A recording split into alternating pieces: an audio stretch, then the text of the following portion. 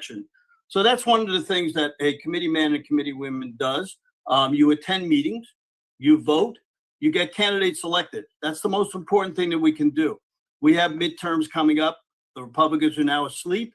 Democrats are surging in many places.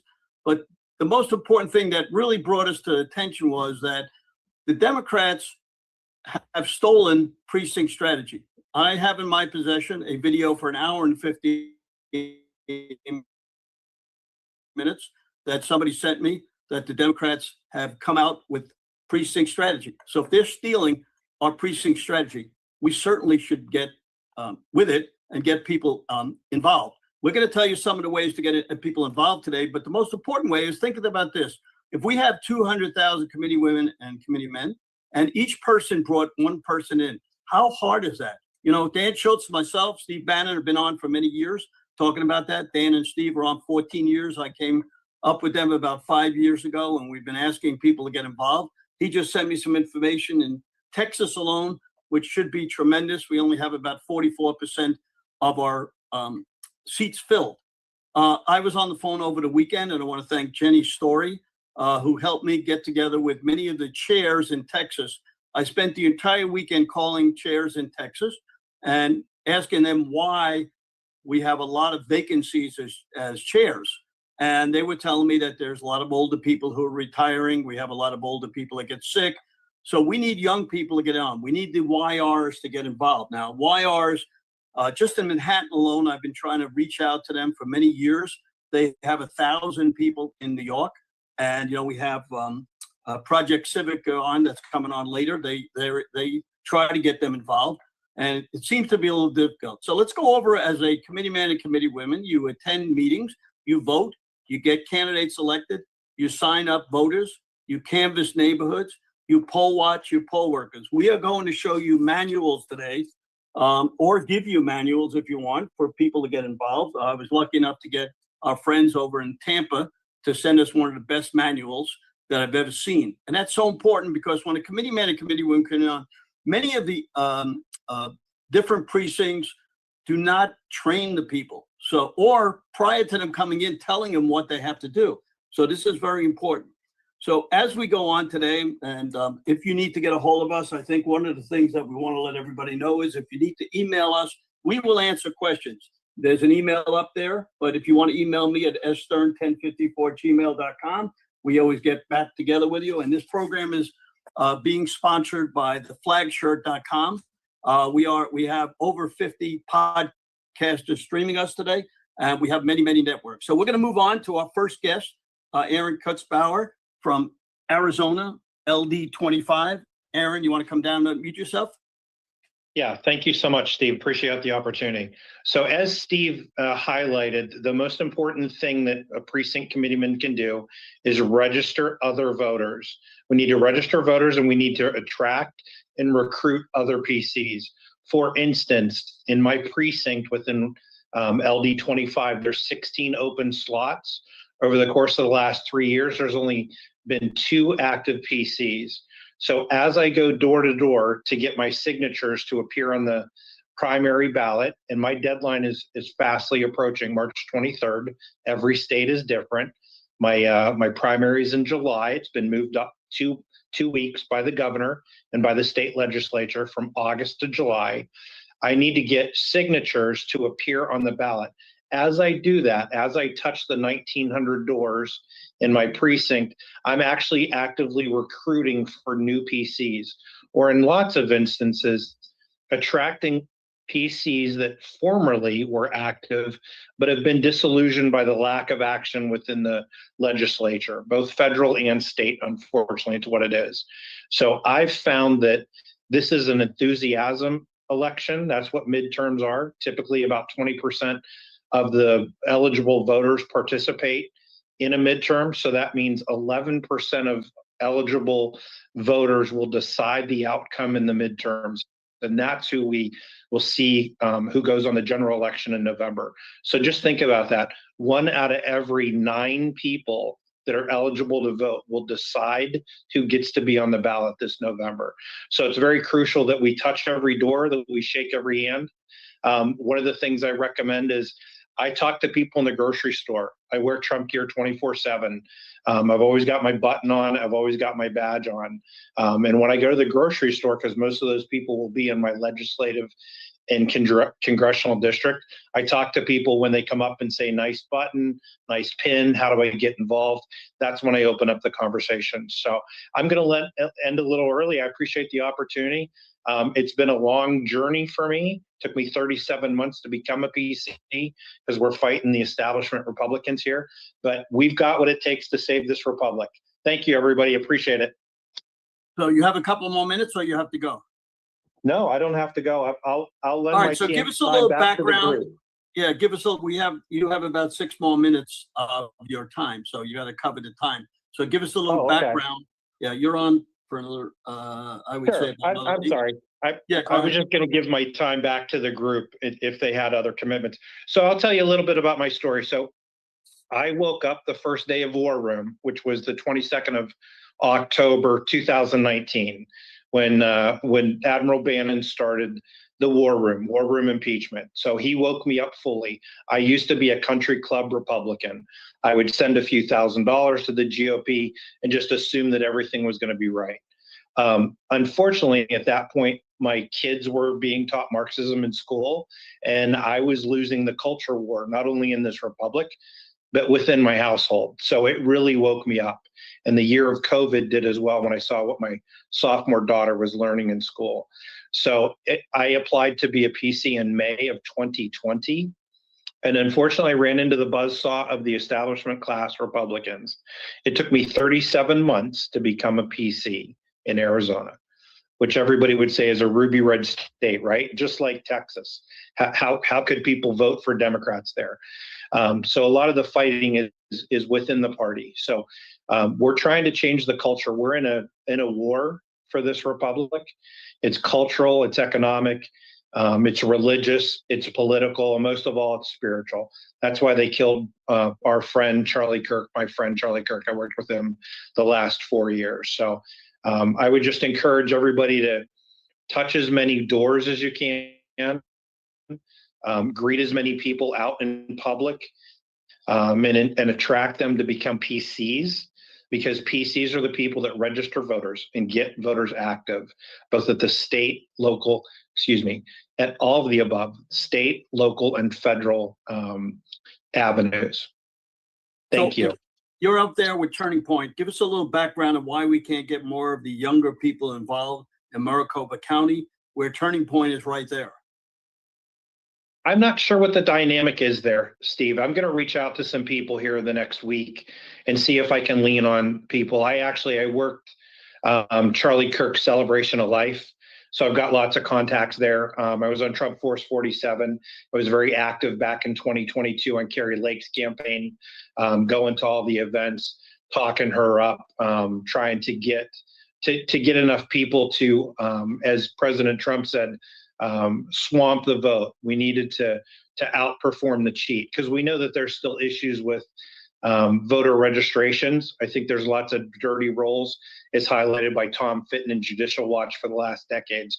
So we have our work cut out for us, but with the energy that we have behind President Trump and behind MAHA and MAGA and American Citizens First, we can do it. Thank you.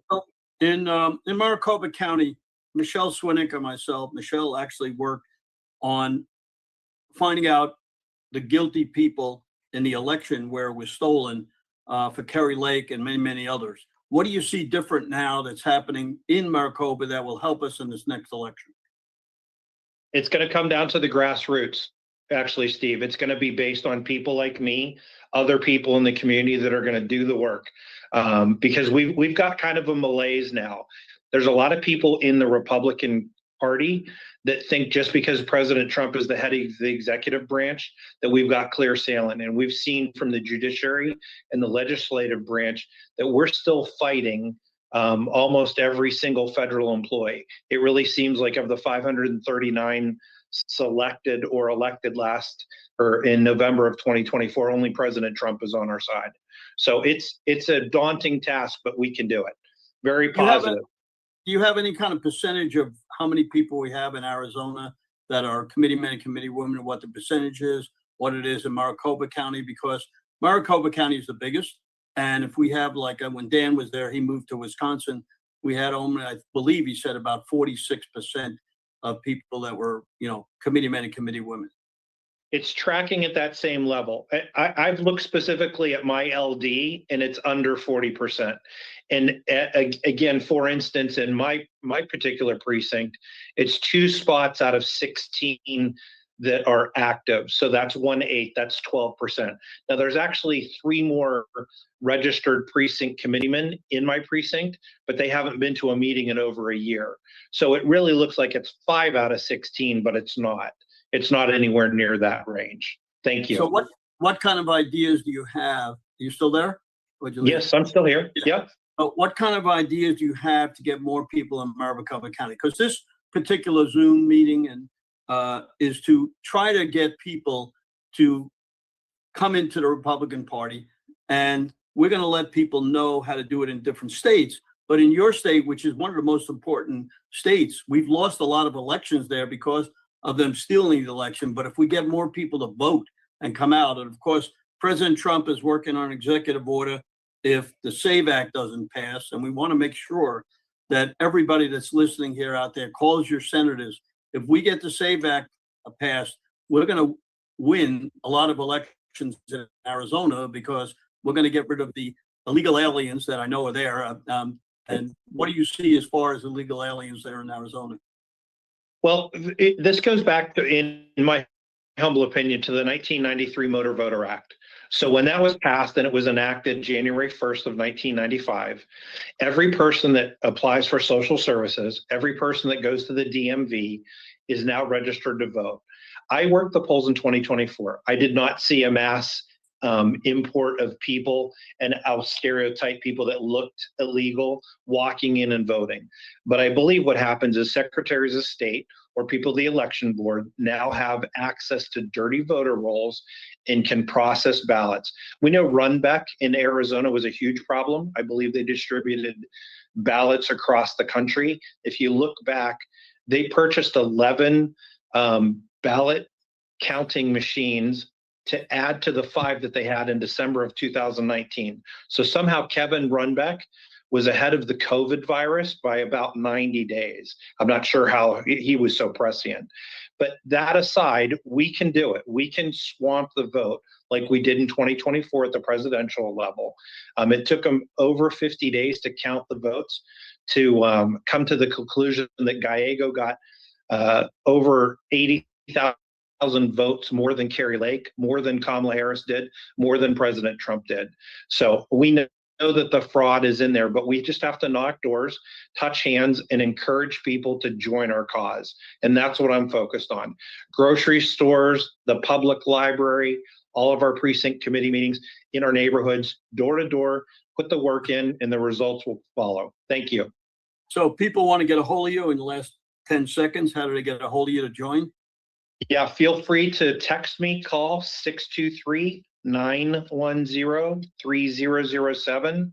My email address is psu_sigep@cox.net. Thank you so much. Thank you for coming on. Our next guest is John Turncliffe, the chair of Marin County, California, one of the bluest states that we know about. John, give us some good information. Thanks, Steve. And I think Aaron and I, even though we haven't met, I feel like kindred brothers I've described myself as a recovering country club Republican. And I too was listening from Bannon from day one back in impeachment and followed it through. And that's where I first heard of Dan Schultz, was listening to Bannon.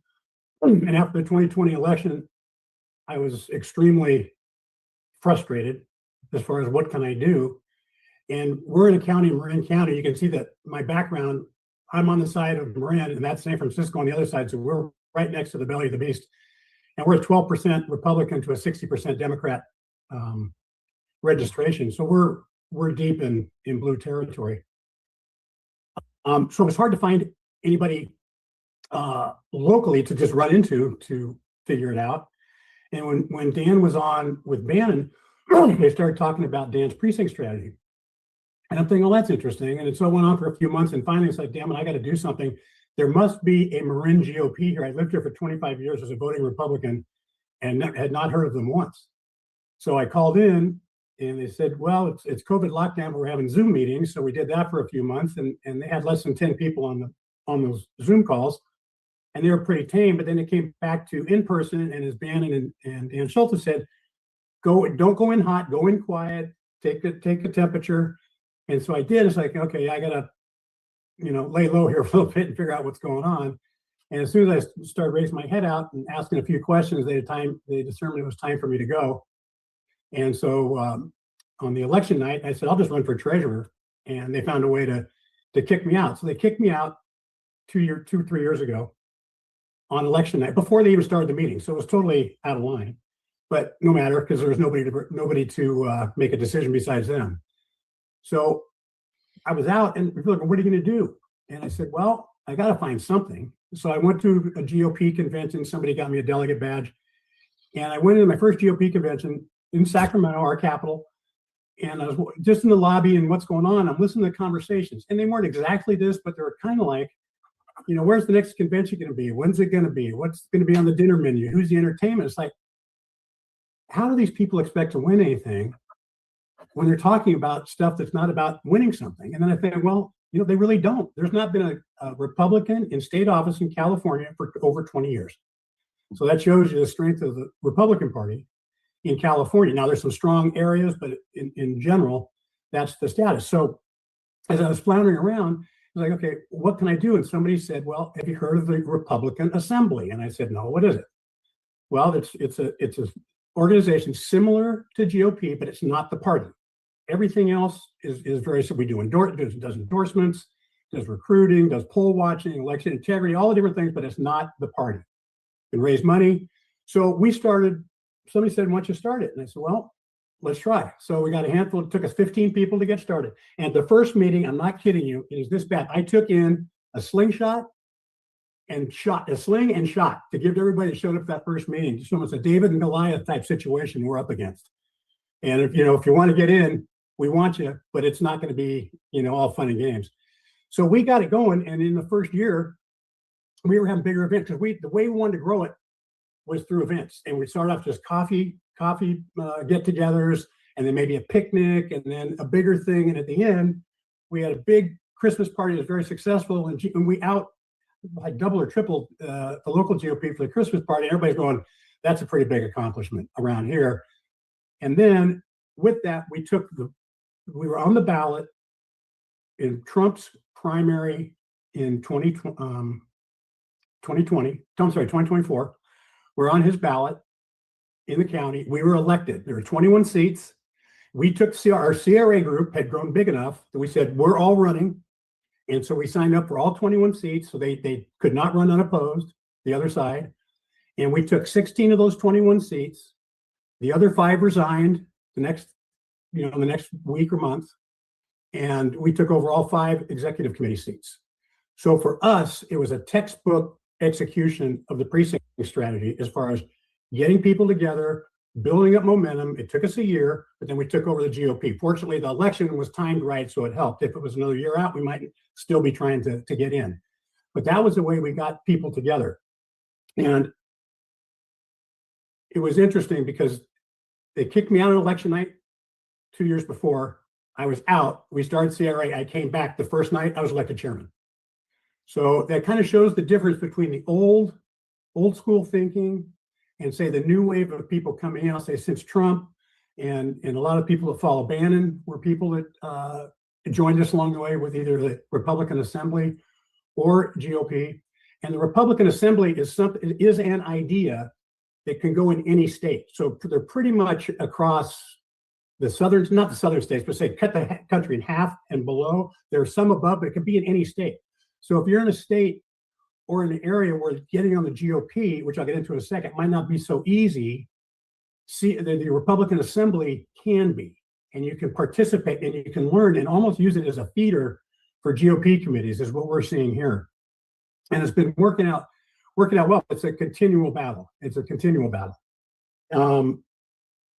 see here, sorry. And so when we start to talk about, when Steve had the idea to get different people in states kind of being a point person. If somebody on some of these calls, like, what do I do? Who do I talk to? I volunteered for that. And so for people that are listening, I would suggest one thing I learned in my first few weeks of doing that position is a lot of people signed up, but they don't really, I don't know if they don't really mean it or not, but out of the 7 or so that I got, only one returned the call or the email. And that one's actually very good. So that's worth it for me. But if you're going to sign up, be prepared to, get some things that are to take action. It's not going to be, read this piece of information. It's going to be, do you want to go knock on a door? Do you want to go hand out flyers? Do you want to do this? You want to do that? So it's going to be taking action. And so the way I handle it in California, I'm in Northern California. The call, the voter or the person checking in was from Southern California. So she told me what she wanted to do, what she'd like to do. And I said, okay, let me get some ideas. So I got my contacts with GOP in the area, with the Republican Assembly in the area. And between those two, they gave me the women's groups in the area. And now I could get, a list of options and go back and talk to this potential women who wanted to join in to say, okay, low level, you can go in, just kind of hear what's going on with the Women's Federated Group. They do good things, but it's not the party. You can look at Republican Assembly, which is more of like a feeder, potentially a feeder group to GOP, if your GOP is full, because your GOP is full, it's going to take time. And sometimes even if it's not full, it'll take time because they want to protect their territory, those that are in it. So that's our story out here. It's still a big battle, but we're going the right direction and very excited about it. How do people reach you? Give them the correct spelling name. A lot of people can't see it because our banners are covering it. Okay, so email me chair@maringop.org, MARIN, maringop.org, chair@maringop, or text at 415-505-4277. So California has a big problem in mail-in ballots. And, we saw in Central California in Orange, where 3 people won the election on election day. And then a week later, ballots came in. 2 weeks later, ballots came in. 3 weeks came in. How are the Republicans going to try to stop that from happening? That's interesting because we had a little debate with the state party about that. In fact, we've been very involved with Mark Cook, Harry Hurry, Doug Frank. We've all had to come through and work with us and train us. So we're taking let's get to the voter rolls and that problem where the GOP is not as much. In fact, one of our election integrity for our local Marin GOP went to the state party meeting and he got kicked out because he was saying, no, you have to go same day, paper ballot, hand count, that routine, and the state wasn't going for it. And they kicked him out of this, meeting at the convention. So I don't know if the state party I know they're putting effort in, but I don't know if they're looking what I think, or what we think is the right part, which is the voter rolls. So we're working on it locally. I can't say from a state perspective, what the status is there, unfortunately. Thanks very much. So chat is coming in. A lot of people are asking, how do they get a hold of the person that's speaking, or how do they get a hold of anybody in their state? So if you go to precinctprojectusa.org, there is a list, and here's the list of one person in every state. That's how we're starting. In some states, we've got 2. California, we've got Tina Celine, who's one of my big contacts. We'll get somebody in San Diego so that people know how to get together with them. California is a big state, and therefore it's difficult to get everybody involved in every area. So we'll have more people in. So again, if you go to precinctprojectusa.org, look it up, sign in, and you'll be able to get a lot of information. You'll be getting newsletters once a month.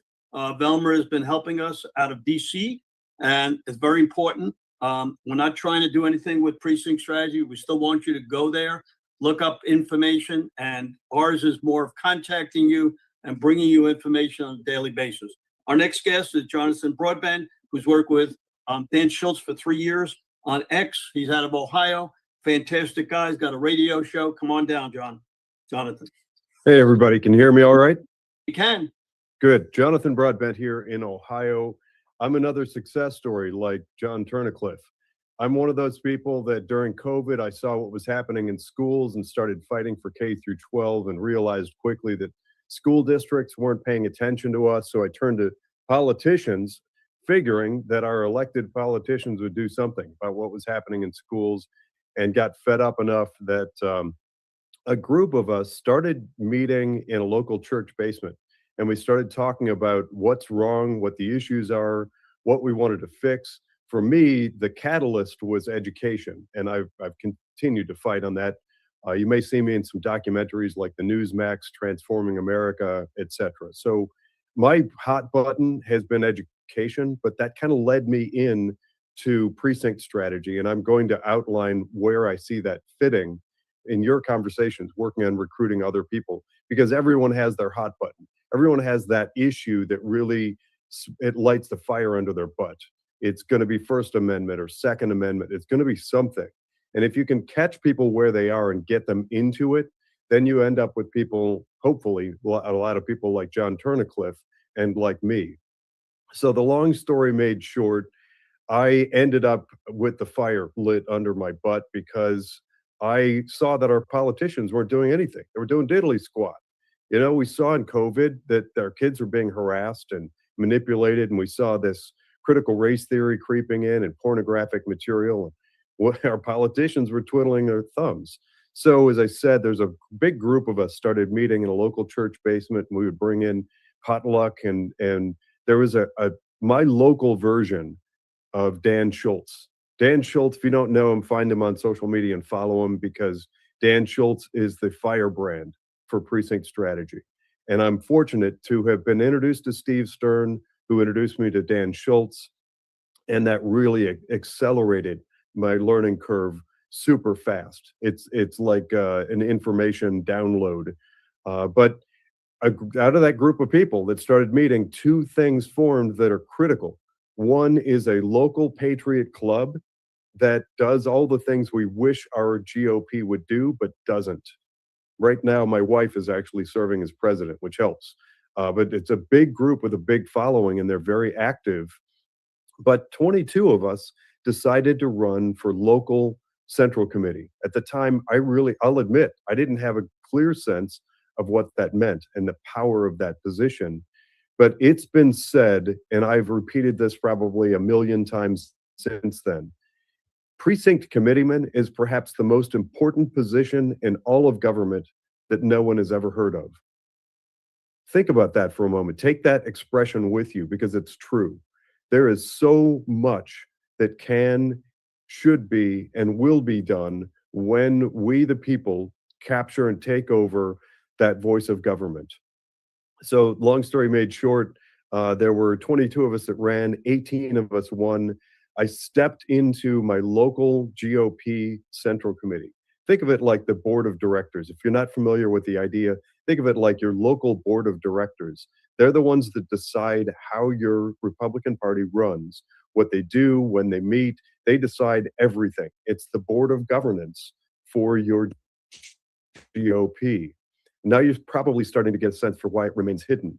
The GOP don't want you to know about it. They don't want you to know that this is an avenue for we, the people, to have voice and vote and power. So they stay quiet about it. They keep it this power vacuum. There are a lot of bad actors in there. And my local GOP, although I'd moved into a very conservative, very red Republican county, was very poorly run. A lot was hidden. There were infrequent meetings. Nothing was public. It was a frustrating nightmare. But we flipped it, and we are on to great things here locally and accomplishing things. We now have open meetings. We have voting that people can see. We have tracking. We have all kinds of reports. And I'm proud to say that we now actually are meeting in a way that allows us to pass resolutions. If you know what that means, then you know the power that we are reclaiming here on the local level. I've actually presented 3. The third is still in consideration. But those resolutions, those are action. Those are the way that we, the people, make decisions about what we want out of government, instead of waiting to see what our GOP does or what our state capital does. I know I'm probably running out of time, but just I will interject. Got plenty of time. That, you got plenty of time. Oh, plenty of time. Good. I saw you come back. I was like, God, Steve's there. I may be running out. I'm getting the hook. So similar to John, my election is coming up in my county in Ohio. Ohio has 88 counties. Some are elected every 2 years and some are every 4 years. The thing to know, and one of the prime reasons for precinctstrategy.com, that's Dan Schultz's website, is to get a sense for what's happening in states and then how the system works near you. So you might find slightly different terminology or a different election cycle or different process to fill those seats. In my county, they're every 4 years. Mine is coming up on May 5th. And between now and then, I have found out that the bad guys have found somebody to run against me. I think that's what's happened here. I have an opponent. And you believe this or not, I actually, if you're watching video, I'll hold up a postcard. A postcard was mailed making me look ugly in this volunteer position. Here's the back, claiming that I'm a liberal. This tells you the lengths to which bad actors will go. I'm actually doing research into the supposed nonprofit that has set out this postcard. This is a volunteer position, and somebody put big money into trying to silence my voice. What that tells me is that is a huge wind in my sails. It tells me I'm on the right path. I'm over the target and taking flack, as the saying goes. Somebody's spending money, and I'm not the only one. There are other people in the county who are actually speaking up, acting, asking questions, pushing back, and making things happen in the county. Here's the way to look at it. You don't have a voice. You don't have a vote until you become active in the Republican Party. And I mean no disrespect to the clubs and groups and organizations and the people who write letters and make phone calls and send emails. Keep doing that. It's good. It's helpful. But there is nothing more powerful than being a precinct committeeman. You can do things that lead to nitwits and knuckleheads sending out postcards that try to silence you. Well, you know that you're doing the right things and you're having an impact when you get to that level for a gosh darn ridiculous volunteer position. So here's the deal. In my final moments here, I'm going to leave some really important breadcrumbs. If you're one of those people out there that's wondering why we're not getting response from the Republican Party and our elected officials, it's because they don't fear us. They don't fear us because we don't control the party. We don't have voice and a vote. And if you're one of those people out there talking about primarying somebody, you know how you primary somebody? You control endorsements. How do you control endorsements? Precinct strategy. You get precinct strategy, you get the right number of people, you get local people in who are America First, who are Trump supporters. You can flip your county, you can flip the state, we can flip all the states, and I will tell you that we will primary the bad guys and get rid of these rhinos.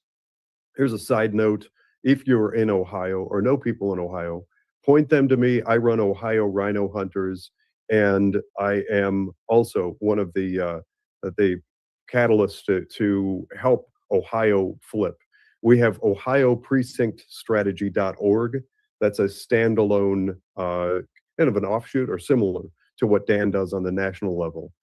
Find us, step in and get involved. If you're not the person to throw your hat in the ring and run for precinct committeeman, at least learn about the importance of the role and figure out who is there. And if it's an empty seat, let's work together to fill it. We'll find the right people.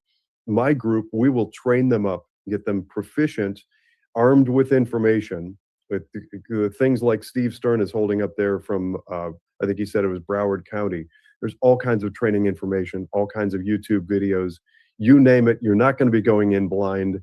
I think that used to happen, but now you have groups like this one. You have an army of people willing, ready, and happy to train you and educate you. And chief among them in my book is Dan Schultz. Go to the website and start there.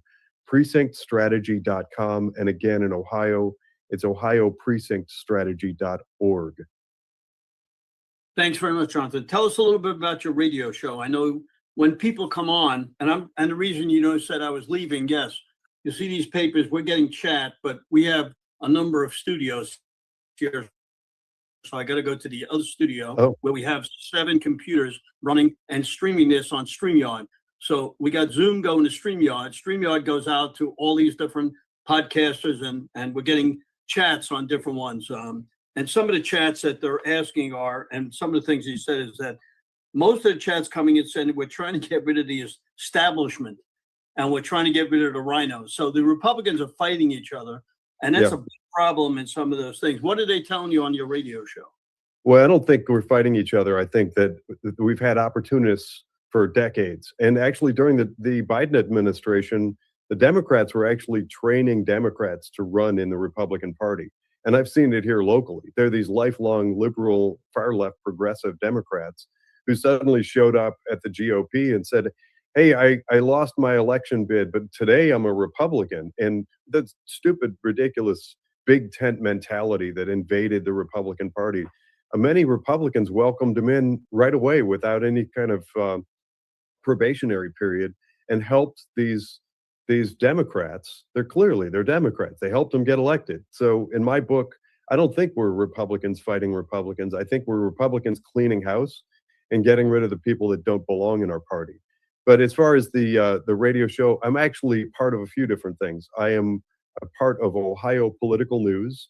And actually Ohio Political News is restreaming this. Ohio Political News with Joe Miller and Brian Massey. Ohio, you know the name Brian Massey. He's one of the heads behind Axe Ohio Tax, trying to get rid of property tax in Ohio. So Joe, Brian, and I run Ohio Political News. I am also the founder and creator of Unwoke Academy, unwoke.academy. And my radio show, 5 days a week, Monday through Friday, is Voice of Geauga. That's Voice of Geauga. Geauga is the county in Ohio that I live in. Voice of Geauga is a radio show, 7 a.m. to 8 a.m., and it is a live stream podcast simultaneously, so people can get behind the scenes glimpse into what's happening at the radio station. Thank you very much, Jonathan. You do a terrific job, and we need more people like you. In Arkansas, we got somebody in the chat saying Arkansas GOP does not want precinct captain slots filled. So hear exactly what you're saying and see what happens when somebody from Arkansas puts that in. So we have different states putting information out. I want to thank you. We pretty much have one person, at least from every state on here, and that's very important so we get their information. Please put it in the chat. We're looking at everything going on. Our next speaker, Chan Stowell from Minnesota. I don't need an introduction for him because he's all around guy. So come on down, Chan. Am I on? Unmute. Oh, hold on. Typical. We can't hear you, Chan. All right, let's move on to Joel Brazil from Wisconsin, and then we'll come back to Chan a little bit later. Joel, you there? Yeah, Joel's here. How are you guys doing? We're doing fantastic. Excellent. So yeah, I'm interested in hearing what Chan has to say. So I'll just go ahead and go. Yeah, here in Wisconsin, we are a special situation. We have all these at a national level. We say there are 400,000 seats, and 200,000 are filled in Wisconsin. Most of the people in leadership don't even know these seats exist. So we're behind the 8 ball. However, there are islands of knowledge and enlightenment. And so we have 7,200 wards and let's say about 2,550 seats we could fill. And so in certain counties, such as Milwaukee, Waukesha, St. Croix, and Jackson, what you do is if you want to make contact with the Republican Party, you basically call the contact point, which would be the chair. And in those counties, Milwaukee, Waukesha, St. Croix, and Jackson, I would say the leadership of those counties probably knows about precinct strategy or precinct committeemen or committeemen, ward captains, certain terms like that. And you'll receive a warm welcome or a good vibe. So one of the things in Milwaukee, people can do a web search, Operation Connecting Milwaukee. I have a lot of enthusiasm about the work of Lisa Bingenheimer over there, and they seem to be at the tip of the spear. And so we're moving forward in Milwaukee County. I pray they end up being a template for the rest of the state. What I would encourage people to do, I'm speaking now to the people in Wisconsin. We are in a special situation. There are 72 counties. 71 of the 72 counties have county party organizations. While you can go ahead and contact your county party, and I encourage you to get involved. And by whether we try, Menominee County is the only one without an organization. They're going to try to get it going again. You can contact your county party and get involved. They very well may not know what precinct committeemen are about, or committeemen. In this case, Wisconsin is called committeemen or committeewomen. What I'd like for you to generally is to be in contact with me, so that you can get some encouragement and more information. Each county, more or less, is about its own critter, its own situation. So on the precinctprojectusa.org website, as a contact per state, and I am the one in St. Croix County. And I welcome you to text me, and if you wanted to email me, it's just, if you look it up, it's my first name dot last name at gmail.com. I'm working on encouraging precinct strategy at the state level. I'm working through leadership at the state level, and I'll just say it would be really great to get that going at the state, the state party, the Republican Party of Wisconsin. But there is pushback there. There are folks that are not wanting this stuff to prevail or succeed, and but it's a small faction. In many cases, I think at this point we're gotten to the point where people are just I'd say don't assert evil when it could be just incompetence. So I'd say in many ways or laziness. So what I'd like to do is encourage these people, use the carrot, volunteer. I encourage everybody to volunteer, but what I'm doing is trying to volunteer to help them out. And if all goes well, that will be the way we go. So in any case, for instance, the Republican Party of Wisconsin has something called community captains. And I don't even know if this program is even in existence now in terms of like someone administering it, but it's on their website. They were pushing it in the 2013-14 timeframe. And I don't know what's going on. So this is just the way it is. So I'm going to try to help them get something going. Finally, there is Charlie Fleischman was on the election integrity call yesterday. I've been in contact with him, and he has something called neighborhood ambassadors, and I'd like to get that actually launched in Wisconsin, and it's very close to happening. He already has it Wisconsin up, and he just needs one little tweak. And anybody in Wisconsin, you can start making contact with the people that are near you if you want to be a worker bee. But what I'd really love to do is to have people contact me as organizers, and we'll get you educated, and then you get your county party educated, and we'll get this going. And we really need to get it going. Maria Lazar is someone we need to get into the state Supreme Court. That election's coming up here in April. So we really need as many boots on the ground that'll get out there and make contact with the voters. And I believe part of the reason why these seats are discouraged is because you can organize voters to hold elected officials accountable. And if it's anything that the elected officials don't want these days, a lot of them, the bad ones, they don't want to be held accountable. So in any case, thanks for your time, and I look forward to hearing what everybody else has to say later in the call. Joel, why don't you tell us about the young lady you gave me, Lisa, how she's getting people involved in Wisconsin? Okay. Well, my understanding is what she's doing is she's what they're doing there in Milwaukee County is they're organizing basically taxpayer associations. They call it, for instance, the one in West Dallas is the West Dallas Taxpayers Association. So, in some sense, and she did this before she became the executive director of the Republican Party of Milwaukee County. But now that she is the executive director, they're going to continue that pattern. So that's kind of like an indirect means for making contact with voters. It's nonpartisan. For instance, one of the things here in St. Croix County, we have a situation where we have boys in the girls' bathrooms. So what we have is, I don't remember the exact name of the organization, but you can have an advocacy group that is supporting schools. And then in that process, you can also, you can find out where people stand. And so, yeah, she's doing taxpayers associations. I recommend, it's an option to consider doing some kind of a more community-oriented activity, school supporting schools.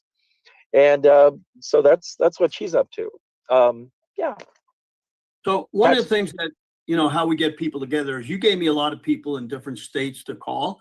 And one of the things we can do is the first call that we had a couple of weeks ago was very interesting because people in Washington wanted to get a hold of people in Pennsylvania. And this is a great way to do it. And I see Jeff Joseph is on from Washington. He came down to visit me when he went to visit his son in Melbourne. And he's also wearing one of our shirts, theflagshirt.com. We'll get him on later and show it to you all. Thank you. So it's very important for communication. One of the things that we're missing and why we do this is to get communication around from every state and listen to what everybody's saying, because nobody would know what's going on in Wisconsin or Ohio or Michigan if you live in Florida unless you come on and talk about it. So if people want to get a hold of you, how do they get a hold of you? Well, one way is just my phone number. I'll go. I don't mind giving it. I invite people to text me though, 651-356-2390. And then for my email address, it's on the, well, I'll just tell you what it is. Anyway, first name is Joel, Joel, and then dot, and then last name is BREAZEALE at gmail.com, and just put something in the subject of Precinct Project USA, and same thing in the text message, introduce yourselves. I get a lot of calls, so it's just best to text me first, and otherwise potluck for me to answer. I'll probably I just get a lot of spam calls. So in any case, I'd love to talk to people, and if you're in another state, and this sounds like a lot, like the state party has really become a big social club, country club, and they don't act like they want to win elections. I think we're in the same boat. So in any case, I'd love to talk to you, and we'll come up with some good ideas. Well, thank you very much, Joel. We appreciate you. One of the few that really communicate every day, and that's great. Let's see if we got Chan. Belmo, do we have Chan up? Was he able to come back? I'm not sure. I believe that he was having some technical difficulties. All right. Well, why don't we? Here you are. Hi, Chan. There he is. Chan, are you okay to come on? I'm fighting ready. Okay, go ahead.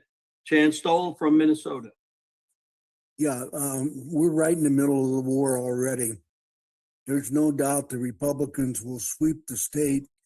The issue is it pro bono, public good in control, or something else? There's so much distrust in this state among Republicans that it's disgusting. We're involved in getting Wendy Phillips elected Secretary of State, which is probably the single most important office in the state because election integrity goes through the Secretary of State. We're united on this call because we all worked last time on Royce White's campaign, thanks to Dan Schultz getting at least me involved. I still have the rubber band around my wrist that Wendy gave me at an event down in South Minnesota, Sunbrota, the the rubber band reads, God's got this. And that's what's going to happen, except we've got to make sure the people come out of this election in control, not something else. There's a real commitment at the top even of the Republican Party to at least portray change. And I have to take a person at the word. I've been in the organizing process as we fight the battle of getting Wendy in front of everybody that's important in the state, which is right now the already endorsed, already elected delegates to the convention. I heard Alex talk. He's the chairman of our party, speak at one of the endorsing conventions I was at, say there's no rhinos left in Minnesota. Well, there may be worse called snakes, there may not be, but I'm gonna, take Reagan's trust and verify and speak no ill of any Republican until my verification works. It just happens that the key player at the state level is a fellow named A.K. Kamara, who I trust like a brother. He happens to be in the next office to my insurance agent. He's wonderful. But the dividing issue right now is the cost and distance of the convention. Whether I'll take the establishment at their word that they've done everything to reduce the cost, but it started off at $250 and it's down to $200. It's a major point of division in this coming election, and if the grassroots are not represented equally at that convention, the split's going to remain no matter what. The election system has to be completely destroyed. The Save America Act identifies the key things that have to happen. Our voter rolls are terrible. Mail-in ballots are used against us. There's just nothing good about the election system. It has to be abandoned, and it has to be paper ballots counted by local people so we can build trust back here. Trust is the major factor. My cohort in this attack, Tina Stadler, is also part of the campaign team for Wendy. I've contacted a number of friends who are reluctant to give their names or list to the Republican Party because they've been so abused in the past. The major issue that divided this state last year was last election cycle was events that occurred in Otter Tail County and caused such divisiveness that Wendy from South Minnesota ran up at the request of people to help resolve that issue. And for that good work, she was canned from the party in the nastiest of ways, and she's back in the battle. There's dead bodies on, let me just say, what looked like her side or my side in that, because we stood with a group that had been exiled from the party because of how the establishment interpreted the rules. Well, the other side won, and I've been up in enemy territory, and I got 0 volunteers to sign up the last 2 county conventions I've at. But the people are lovely. Let me just tell you, it's an issue of trust. But the opponent's campaign manager up there was already a friend of those people. Matter of fact, anyway, just trying to say we've got to promote unity, not throw the baby out with the bathwater. the experience on the Royce campaign, I knew we were going to win on the Otter Tail issue, and told David Penn the morning of the election we'd win probably 70% because I could see the unity at the grassroots level. The caucus system in this state is getting almost totally grassroots run. And we won 68% on the first ballot for the first time ever. And then when the money shifted and the establishment threw funds behind and even endorsed the defeated candidate in that convention, sneakily, not out in front, but Royce went from a 68% majority to barely 54% in the primary election. It's going to be even worse this year because of the divisiveness in the grassroots. If we don't always remember, we've got to be ready for the next round. We're united on election integrity. I have no doubt whether Wendy or the other candidate, who's a good man, but a serial political candidate, is going to be able to build a solution that the people will trust. We've got to build it from the ground up. We still haven't uncovered all the problems. I know what the solution is, so we got to start from scratch. I see everything working in our favor right now.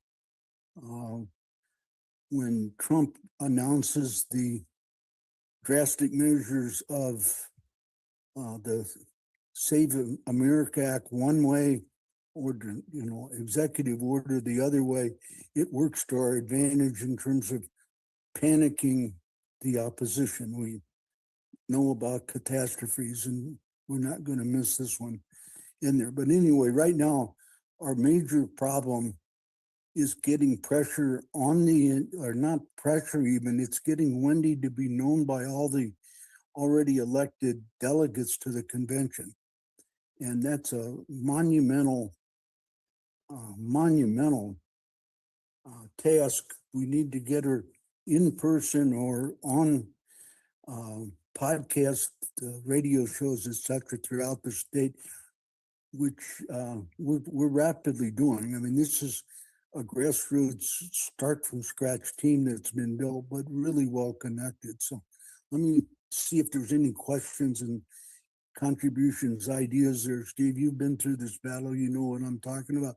Steve and I connected on the last round when he called me and asked me to find which of our 8 CD chairmen could be identified as a real MAGA Trump supporter. And I called the state. I came back. I feel like this the man looking for the honest man. I could not find anyone that I could say 100%. But that's 1 minute. The issue of trust that we've got to rebuild. But we got to win the election no matter what. The Republicans are going to win. It's just who's in control when the dust settles. Is it somebody we can trust, all of us, or is it going to continue to be the conflict that's here? Thank you. How do they reach you, Chan? I guess you can't hear. He's got a little problem technically. Okay, thank you very much, Chan.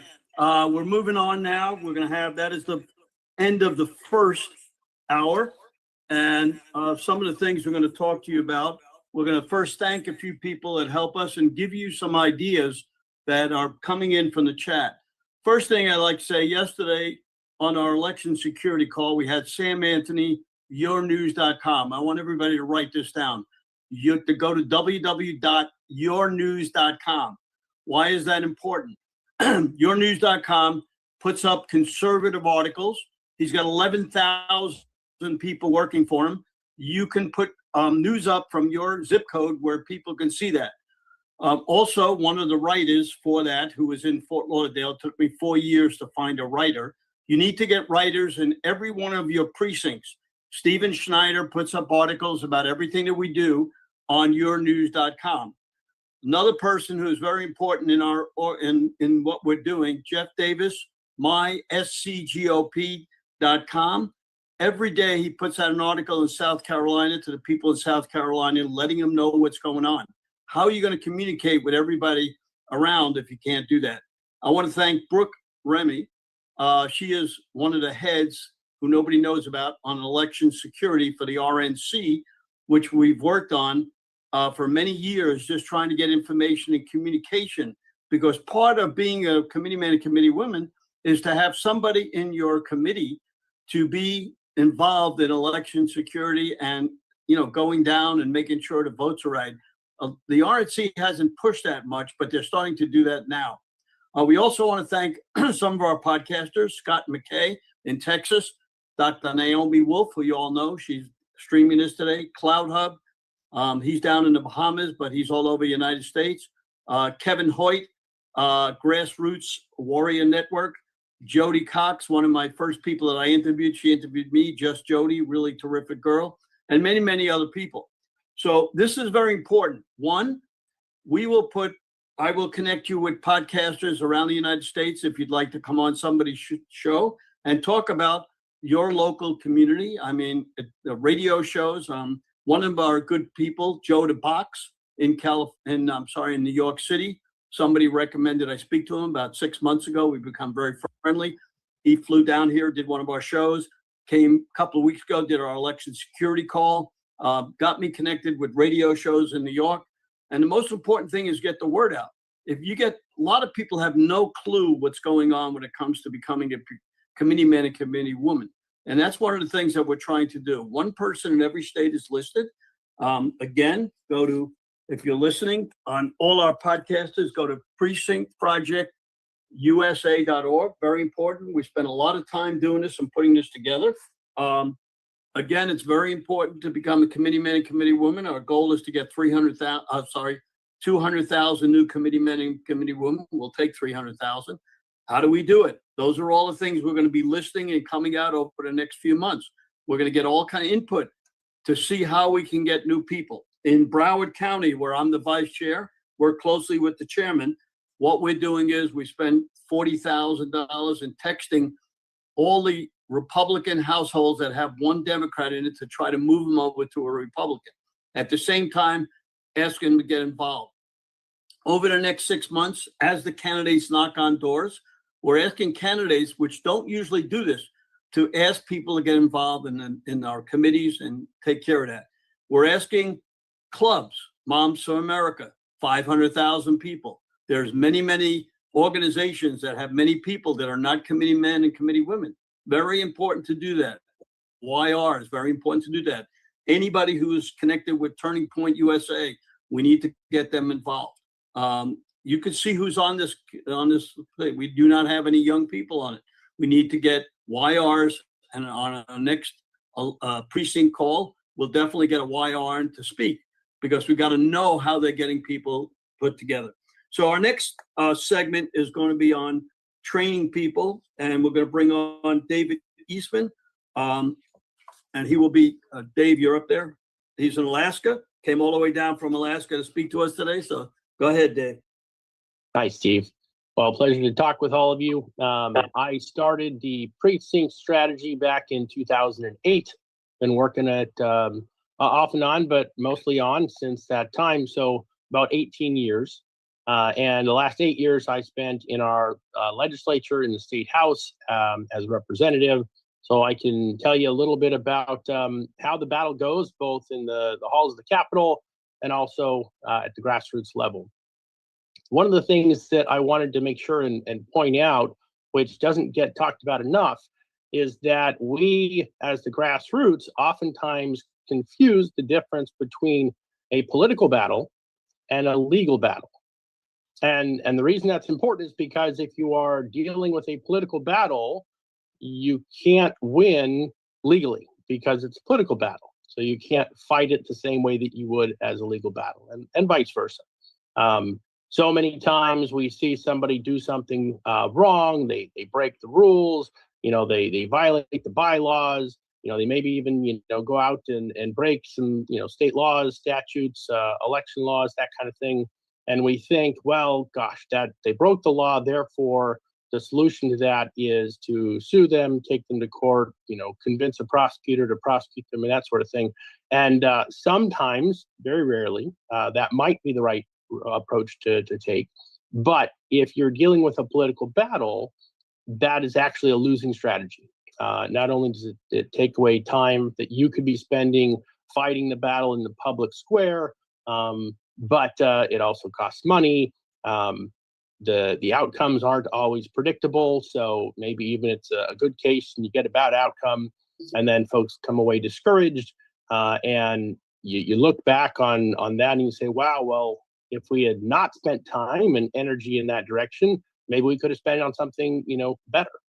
So don't take the easy approach of trying to circumvent a political battle by winning in the courtroom, because it's not there. It's in the public arena, and whether or not you're dealing with a scoundrel or a scalawag or someone who is just very criminal in what they're doing, you don't have the option really of beating them politically somewhere else. You have to beat them politically in the public arena.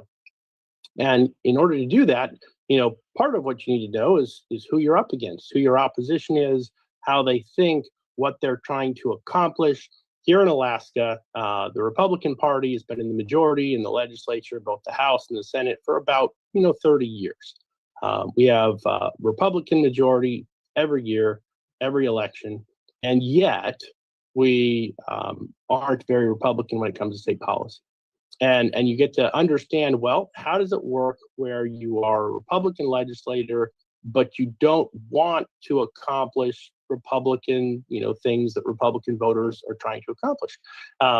Like so many other states, but I can speak specifically to Alaska, we are a status quo Republican Party. And what that means is that the function that the party serves, regardless of the messaging, regardless of the advertising and the ads, they serve maintaining the status quo. Now, if you're in a very conservative state and they've got great policies, maybe that's a good thing.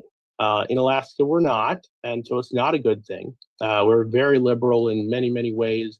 We're more of a blue state if you look at our state policies. And so coming into that and trying to maintain the status quo and make sure that nothing changes, well, usually you would expect that a blue party would be wanting to do that. If blue policies are in effect, keeping them in place isn't very red, isn't very conservative. But that is too often the role, the function that the party serves. And so those who are part of that apparatus, who are working to achieve that, maybe whether they've thought about it or not, are going to be your opposition, whether they look at you as an opposition or not. When push comes to shove and you're trying to achieve something in a policy arena, like you want to protect our elections, you want voter integrity, you want those things, you're going to find that when it comes time to make the decision and change the policy, they will be in the opposition. So understand that, recognize that. You need to know what it is that those who are a part of the status quo and trying to maintain the status quo get out of being involved in politics. It's not policy, and maybe for you it is policy, but recognize that most of those who are in the Republican Party in my state aren't there because they want to change policy. They're there because there's something for them or someone they care about that they can do or achieve in politics. Sometimes that's just be part of a social organization, go to a lot of nice fancy events. There are a lot of people like that. That shouldn't strike you as strange because it's actually, in some places, the majority of the people that you're going to come in contact with. They are not like you. And that's okay. We need people like you, even though, we're in the minority sometimes, focusing on policy. I wanted to give you an example of what to do when you are at a convention, you are trying to elect someone to a precinct position, and the other side just decides, oh, heck with it. We're just not going to follow the rules today. We're not going to hold the election when it's supposed to happen. We're going to do it some other way. We're going to take all the people that are going to vote against us and kick them out of the room, and then we'll hold the election.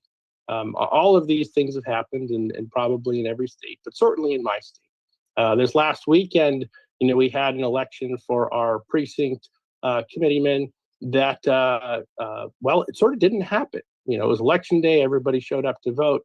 And then some politicians showed up and said, we're just not electing precinct leaders. It just ain't going to happen.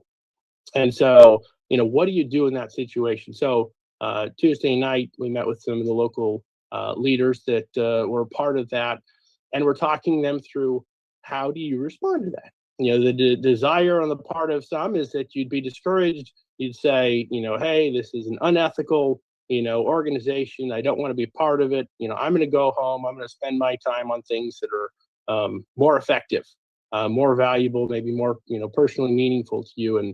And in politics, that is how you win. It's not just by winning an election, because that has to happen on a regular basis. You don't win or lose in politics just by winning elections. You win or lose by giving up is how you lose. It's the only way you actually lose. It's when the other side has discouraged, demoralized you, and put you into depression to the point where you don't show up for the battle next time. And they do. And by virtue of that, then their side will win. It may not be, sexy and exciting, but it's a war of attrition. And those of us who've, been in the game long enough know that, the easiest way to write someone off politically is just to know that they're not going to show up, after a certain period of time. So you wait them out, whether that's, terrorists in a country waiting for the, military to leave so that they can go back to being terrorists. It's the same kind of idea. If you know that they're going to leave in 6 months, then you wait them out, and in 6 months you win. And if that's 2 years from now at the next election, then it's the same idea. Now, those that you are going to be coming up against in the Republican Party hierarchy, like I said, they're not there to change anything. So they don't actually, a lot of the time, want to be in control.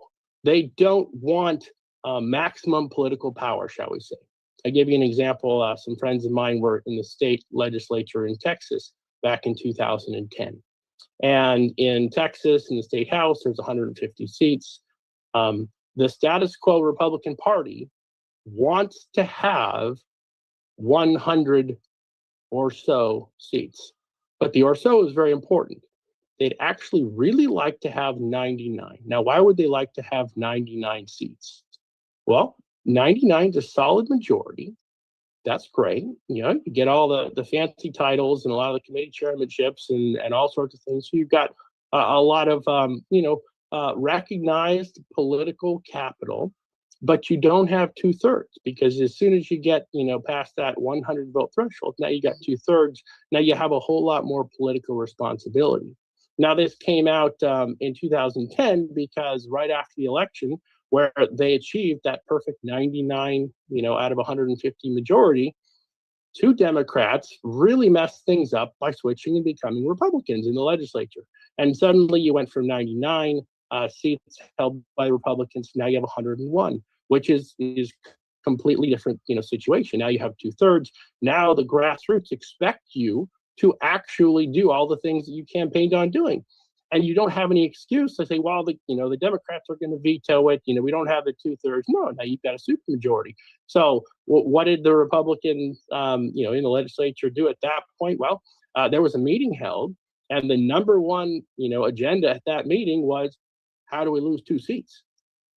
And that is politics. You don't always see that from the outside, but inside, that's how the game is played.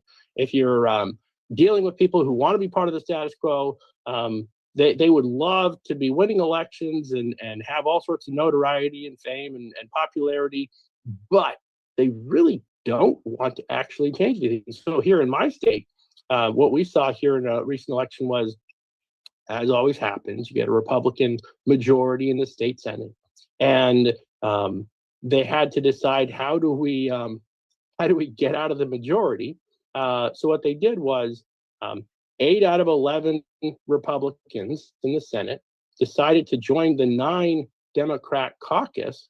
Democrats were in the minority, but if you add 8 Republicans to 9 Democrats, now you have a majority of Democrats in the caucus. Now you have a majority. Now you don't have, anything that people actually expect you to accomplish because, well, the Democrats are in the majority in a way. And so you weasel out of accountability by playing these kinds of games and doing these kinds of things. Expect it to happen. It will. How it's going to happen in your local part of the country, I can't tell you. But I can tell you, having been at this for the last 18 years, they're probably going to pull from some of the same tricks and rule book that they've done in our state, and there's all sorts of ways to win at politics. Not always ethical, not always on the up and up, but these are the things that happen. So when someone decides to cancel the election, for example, just we're not going to have any precinct leaders for the next 2 years, well, how do you respond to that? Well, you need to respond in a way that at the end of the conflict, at the end of that particular battle, you come away more effective politically for the next battle than you were going into it. So if you're going to spend a lot of time complaining about the other side being unsportsmanlike and so forth, do it in such a way that you are better prepared to beat them at the next round. And if you whatever you're doing is going to result in you having less political influence and a smaller platform and a quieter microphone politically, it's not worth doing in a political battle. It might feel good at the time, you might get a lot of things off your chest, but from a political strategy perspective, when you're training others, when you are engaged in a political battle, you need to be looking at it from the long-term view. Again, that war of attrition. And from that long-term view, whatever you're doing today needs to result in you being more effective tomorrow for whatever that next battle is. And so you need to think critically and strategically. The time, the energy, the money that I'm investing right now, it needs to come in at a good return. And it's less about what feels good for me to do and more about what's going to hurt the opposition politically. I'll give you a personal example. So in the legislature, I'm a member of a committee. The committee chairman, has bills that are coming before us. We're going to deal with amendments. At one particular meeting, the chairman put forward amendments, and then I raised, my hand to put forward my amendment, and the chairman said, no, you can't do amendments. And of course, that's not the way the process goes. Everyone has a chance to do amendments, so she was out of line for doing that. So my colleague to my right, another Republican, just innocently asks, so why can't he have his amendment? You just did your amendment. And she responded, on video in front of everyone, I don't feel like it. And that was surprising. You don't often get that level of candor from someone who's the chairman of a committee who wields significant political power. In this case, she was the chairman of the most powerful committee in the legislature. 1 minute and tell them how to get a hold of you. Yes. And in that situation, she could at that moment do whatever she wanted to, and she did.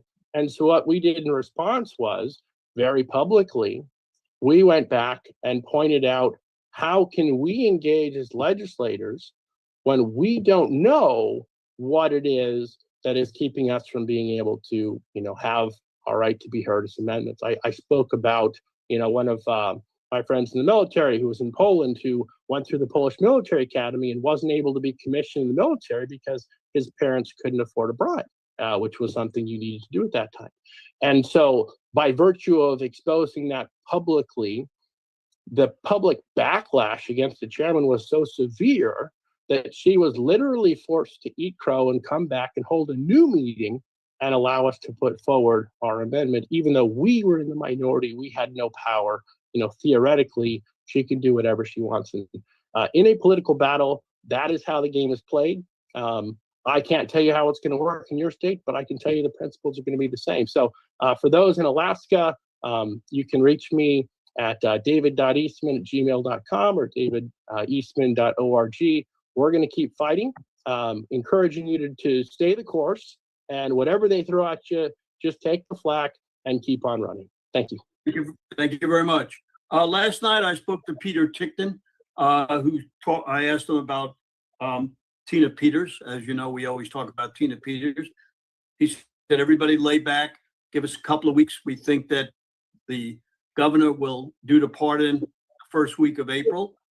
If not, we'll go back on and we'll start to attack them again and start getting after them. That's the first thing. Second thing is, yesterday over 1,000 people came on and bought shirts from us, which we appreciate. Go to www.theflagshirt.com. All the 250 new stuff is there. I showed tons of shirts yesterday. I wore different ones. Anybody wants to reach out, sstern1054@gmail.com. We got a lot of messages from the war room talking about Kerry Lake. We want to thank Stacy Malloy from Vermont for her feedback and helping me in Vermont, and people from New Hampshire, Rhode Island, Gary Myers. We got a lot of people on this call, and we need more for the next time.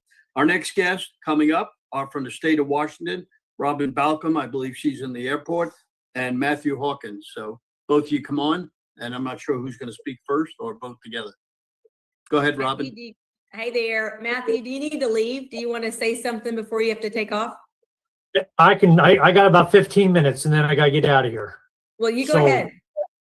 Well, what I wanted to be able to say to this audience is the precinct strategy, I think, is key for turning things around within our states. Washington State has proven that one out both in Spokane County as well as in King County, as in the last 3 years, groups stepped forward to begin to take over their counties from the standpoint of the precinct project. And what's material about that is that even though King County is the big gorilla in the room, it is the big population center for Washington State. Within Washington, the precinct project is really keyed in on representation by counties. Yeah. So we have, everybody's got to think about this one through. It's not just population centers. For state representation within the GOP, it's about county representation too. So we've got to win within our counties, because at the end of the day, it's the counties that really control the strategy development at the state GOP level. And I think what I'm finding out is that there's a difference on how each of the states are run and managed. And so that's the reason why I put that one chart out there for everybody to talk about. It says, come to understand how your state is having an impact, because in Washington, our time for decision making is between now and the first week in May. Yeah. So whatever help we can get from Steve Bannon and everybody else across the nation to blast out this message that we want to get rid of Lenin's statue that's in Seattle. We want to get rid of the communist. It's for sale. Yeah. For sale. Is it really? It is. So we want to get rid of that influence here, and I think people are waking up. Even in our urban centers, people are waking up that it's time to take back representation. So, anyways, that's about all I wanted to say. I do have my project Counties First, which helps support this. I think it's in complete alignment with the PCO project. But we've got to get our counties back to the forefront. We've got to get precincts back to the forefront. We've got to understand the value of representation in our government. Yep. Robert, on to you. I'm from the guerrilla area. I thought of several things, especially while David was talking. And first thing I want to say that, and just strongly say that we all have to get in our head, is that we are in the midst of psychological warfare. And when you kind of, it helps me, and we have to be willing to stay positive, to not become a victim and get discouraged or get confused by all the mainstream lies and everything. But we just have to put our hand on this plow of growing our grassroots numbers. And, I'll admit it, eternally optimist, because I am so full of faith and I believe nothing's impossible with God. And even my optimism seriously annoys people, and I could care less, because I refuse to be this browbeaten, no, we aren't going to be able to get this done. And see, I'm going to push back on, God bless David Eastman, and I hope he's still on the call. If the grassroots, it's important that we know the statutes and the laws that govern our political parties in our state. I don't know, I'm guessing that they're different in different states. We have what's called RCWs, Revised Code of Washington. Before we even developed our strategy for how we were going to make changes in the party, we made sure that we were doing everything in accordance with the law and that we had the law on our sides. Secondly, we brought in parliamentarian guru, so that, because the old guard had been just so manipulative at shutting down. I mean, people would point of order, he would ignore them. We brought in somebody who taught us how to maneuver around parliamentarian manipulation. And what it took so much courage, because we had people that when the person up at the front would be shouting us down, the rest of us in the audience, we all had a little script that when we were shut down, we would all say, no, no. And but you have to learn how not to be bullied by those who took a few excerpts out of parliamentarian and in those meetings. And again, this is all with the goal of taking control of your local party, your county party, and then you're able to influence up through the state and the rest of it. But what else was it? You learned how to play the game is what you did. You learned how to play the game. Yeah, you learned how to play the game. Yeah. So when Eastman was saying, "Oh, they wouldn't let us, wouldn't let us elect PCOs," oh, that would not happen, but you have to know that just one strong personality or some establishment know-it-all, you can say, no, I got the RCW or I've got the code. I know what the law is, and we will have this meeting and we will elect. So it does take courage. I think it takes positivity. It takes, I'm all personality and very little brains at times, I'm afraid, but I'm definitely not a data person. Like, we have to make room that there needs to be a lot of different skills and personalities coming together. I can be the cheerleader, but if you ask me right now, how many open precincts, I just don't retain numbers very well. So we got to capture the number of people, and we got to capture the administrative people. Velma, I'm so appreciative of you coming in and wrangling us all to be able to be together. And we do need to encourage each other. Other than that, I don't know, Steve, what else? Let me just point out one thing for what Robin has done in her team. In King County, there's about 2,700 precincts in King County alone, out of the 8,000 precincts in the state. And with that, they were able to turn their county. I think you guys got about a 200 swing of new precincts. Votes. We knew how people were voting before they came in the room. Right. So you helped. So with just 200 people about that, a year and a half ago, you guys were able to swing that county and change out your leadership entirely. So with Spokane changing out, with King County changing out, we have a chance of changing out our state again, so that overall strategy will really play through. Driving the crazies out. Get the crazies out, and by doing that, I think we have a chance of changing policy in Washington state so that we are not that far left wacko state. We have the chance of becoming a semblance of normalcy of where the common sense America. Yes. Yeah, I agree. Steve, that's what we have for today. Okay, you got it. Next up, we have Andy Mann, who is president for Right for Bucks, and Donna Elliston, his right-hand girl. Both of, if it wasn't for Andy, we wouldn't be having this, because Andy went to Velma, Velma went to me, and we put this all together. So thank you very much, Andy, because this is very important for the country. We're getting a lot of feedback. People are learning stuff, but we're going to get more information out. So please go to precinctprojectusa.org. That's precinctprojectusa.org. Get signed up so you get information. We'll be sending you out information. We'll be answering your questions. We're getting you guidance, and you will be able to speak to somebody in your state. If you'd like to join, there is one person in every state. Somebody just texted me from Hawaii, so we're all the way out there. got another text from a guy in Europe that I know saying he's listening. And he said, if you're in Britain and you say anything about the government that's bad, you could get arrested. So these are things that are happening all over the world. And we see this. And if we don't protect ourselves here and win the election for 2026, we're doomed.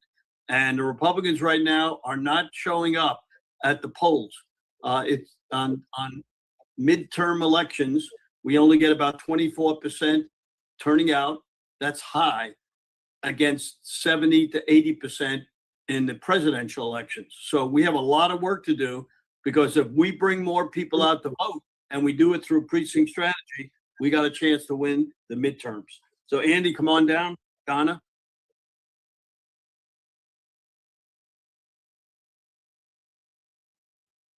You want to unmute, Donna? Yes, I'm unmuted. Okay, go ahead, Donna. Andy, you're on mute, I think.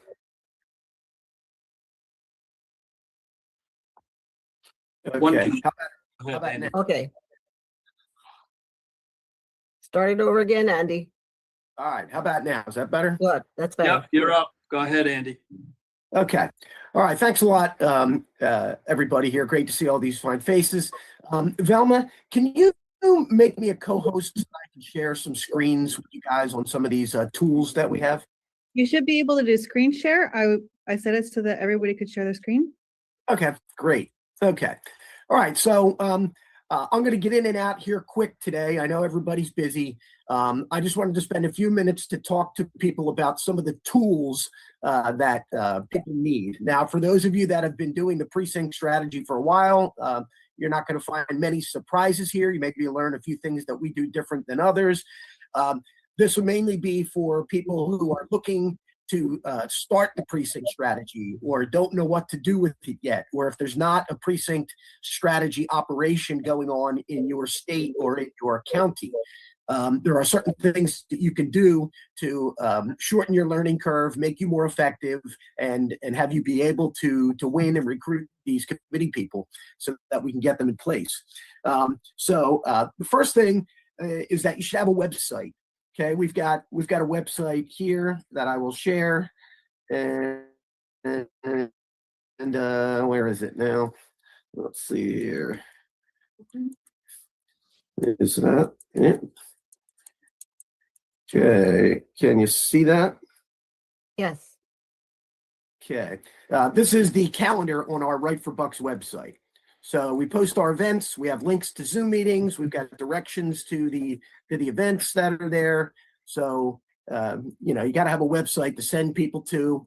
You can collect money for it. You got a donate button up there. We also have a blog. We've got a really nice resources page. If you scroll down on the resources page, if you can see that, you can see that we have a quarterly newsletter section. We've got forms and templates and handouts that are posted here in PDF form. We have training and useful information. Some of this is some of the stuff that Donna put together for us over the last several years of doing training for precinct committee people.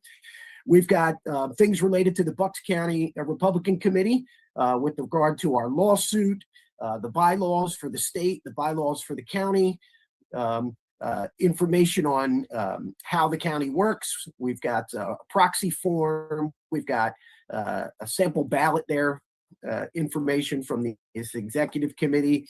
We also have some video resources, links to training videos that we have on our Rumble channel. And so people can click on those, watch the videos. And we also have some news sites here that we push people to. And so it's a good spot for people to go. We also added a special page called the Bucks County or the GOP Bylaws Project.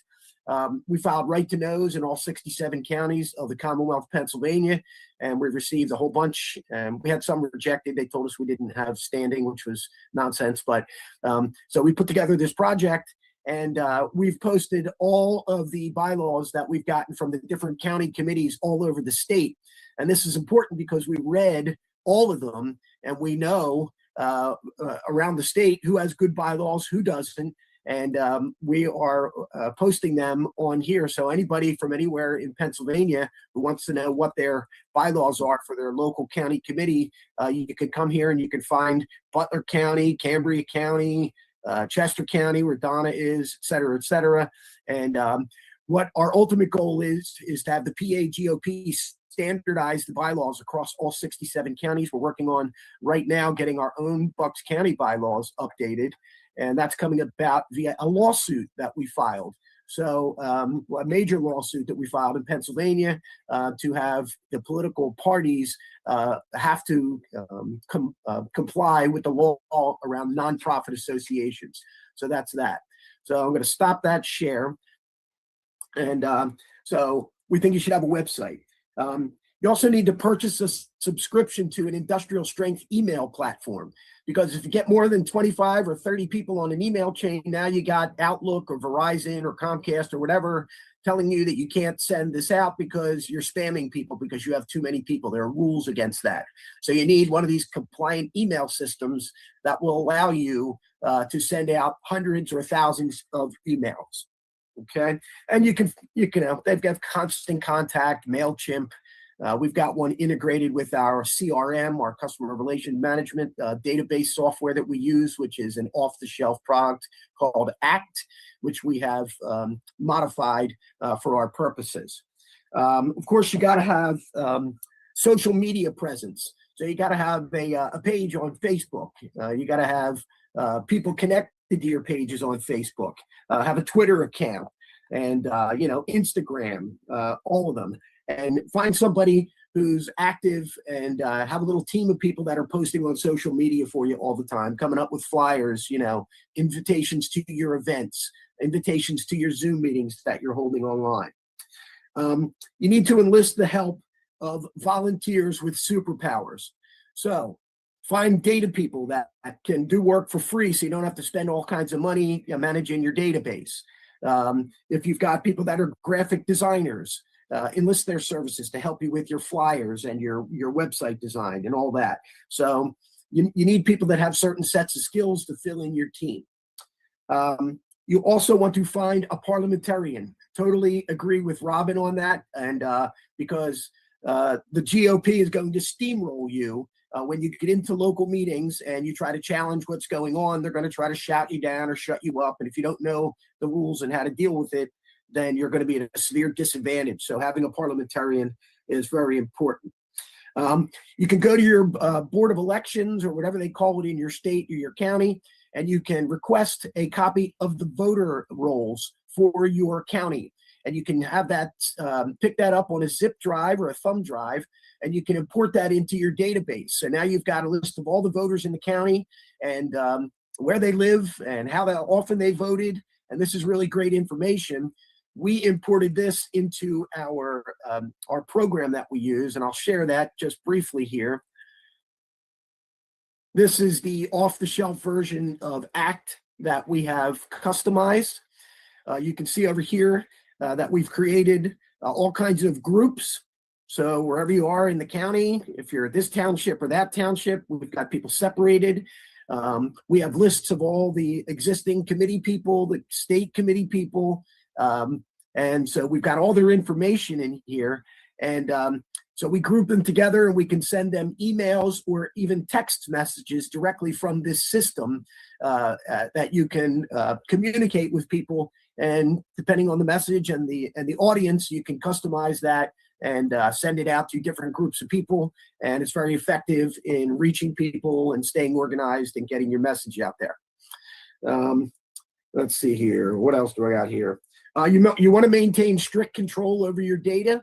So there's going to be people that are going to want you to share lists that are tied to candidate campaigns. A lot of the time, people give out the lists of people to candidate campaigns, and those things end up making their way to the establishment GOP people. You want to be discerning about who you give your data to. And so you also want to have enlist the help of people that are on the inside of the party.